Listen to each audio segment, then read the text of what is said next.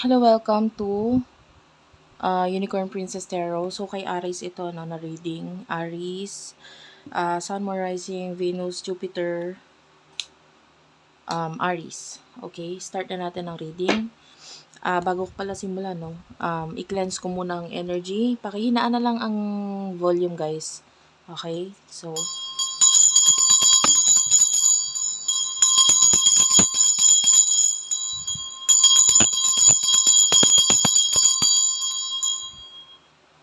okay, this is for the sign of Aries. General reading. Take only what resonates. What do we have here for Aries? You do have your focus and racing and journal. So, might be, yan, yung iba sa inyo, you might be focusing on money. Financial support is here at the bottom of the deck. So, maybe ikaw ay nagfo-focus ngayon sa money, or maybe with the journal, meron ka mga bagay na inaayos ngayon.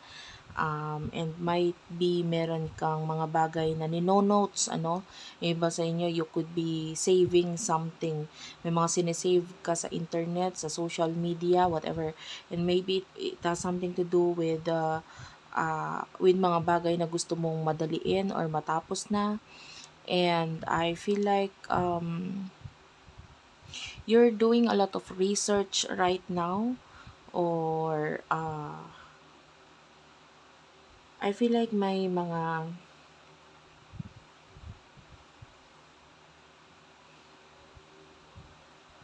nakikita tayong gusto mong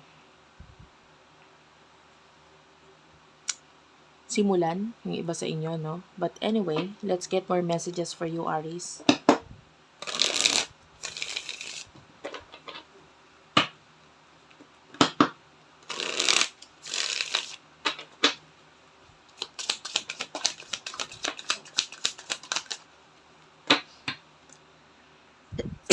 Excuse me. Okay, so anyway, sorry about that. Access granted is here. So, yung iba sa inyo more on focusing sa social media. And you do have your magnetic alien is here, divine masculine. So, might be nakafocus ka ngayon sa social media para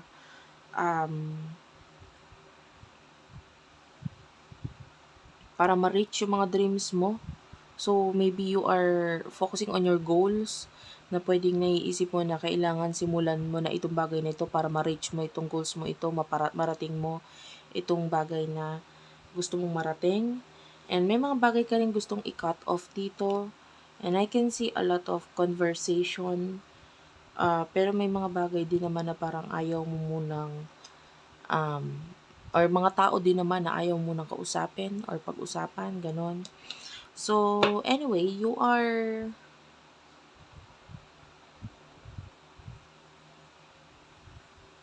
focusing masyado dito sa money mo, that to the point na pwedeng may mga taong ayaw mo munang i-explain kung ano yung mga bagay mo sisimulan or kung ano itong nasa isipan mo, because you don't know how to explain to them. And tell me about Aries in love. For Aries in love, please. You do have your triggers: name, car, place. One more card. You do have your bounty hunter. So, entrapment. Parang may tao ditong gustong maghabol or hindi niya kayang mawala itong something na importante para sa kanya or para sa'yo. I don't know, maybe you do have children, you do have kids, pwede ganun with this person. And nakikita natin itong person na ito na parang there's this surprise mula dito sa taong ito. Magugulat ka na lang dito sa kanyang mga pagbabalik. Yung iba, this is a past person. Pagbalik, pwedeng humingi ng tawad or bumalik itong taong ito from the past. And I'm feeling a lot of past energy right here. And parang wala ka naman ng wala ka na sa mood para ayusin kung ano yung mga dapat ayusin. But anyway, kasi nasa iyo naman na yung mga kailangan mo eh. Parang hindi mo naman na siya kailangan. You feel like hindi mo na kailangan ng taong past person na to. Could be an ex. Pero naghahabol siya because of this entrapment. So, kung ano yung importante sa'yo or importante din sa kanya. So, you could have children, no? Or a child dito sa person na ito is involved. You do have your done. So, for you, okay na yung lesson mo sa kanya. You are already done.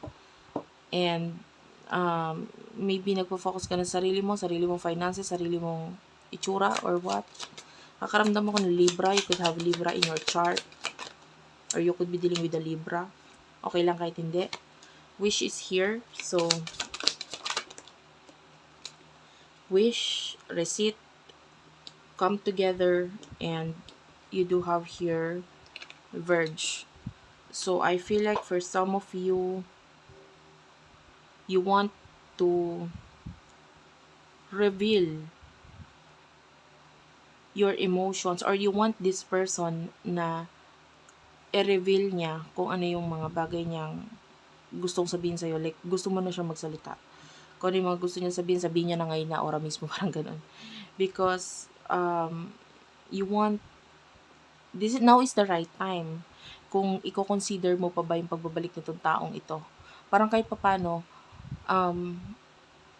ayaw mo na, pero baka naman may sasabihin pa siya na baka ito ay makatulong or kahit papano makita mo na may chance pa, parang ganun. So, baka pwede pa naman. So, hindi mo pa rin naman completely sinasarado sa taong ito. Okay? And this past person. And sa ngayon, pagdating sa'yo, you are focusing on your spiritual path, no? And you want more, no, sa pagdating lalo na sa iyong career. And you're thinking about your future, lalo na sa mga susunod na linggo, no? So you're thinking about this near future energy, this mga susunod na weeks na paparating sa iyo. I can see an offer or proposal, and I feel like may mga bagay or mga tao ka ring kini-cleanse or inaalis or naaalis sa buhay mo because you no longer need them. And yeah, I can see an upcoming commitment na paparating sa'yo. Someone here or something. It could be anything. Pwede may kinalaman sa love, may kinalaman sa career na gustong makipag-commit sa'yo. This person wants to have a commitment with you. And tell me about the future, please. For Aries. Yeah. And this person maybe na-realize niya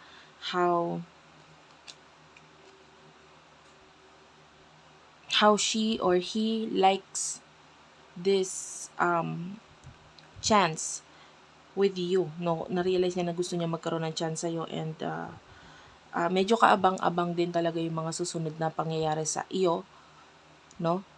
And if this is a person, there's definitely sexual desire mula dito sa taong to. So,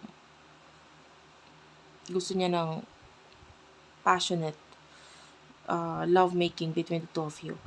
And if this is like may career, kasi iba career ito, no? I feel like may mga bagay kang marirealize or itong mga taong involved dito sa career na ito na marirealize. Lalo na kung ano yung halaga mo, anong halaga nitong kung ano man meron sa inyo. Ano? So anyway, that's it for now, guys. Thank you for watching. You are here, focusing on yourself. Parang hindi mo kailangan ng kung sino man ngayon. Mas nagre-rely ka ngayon sa sarili mo. Thank you for watching, guys. I love you all, and bye-bye.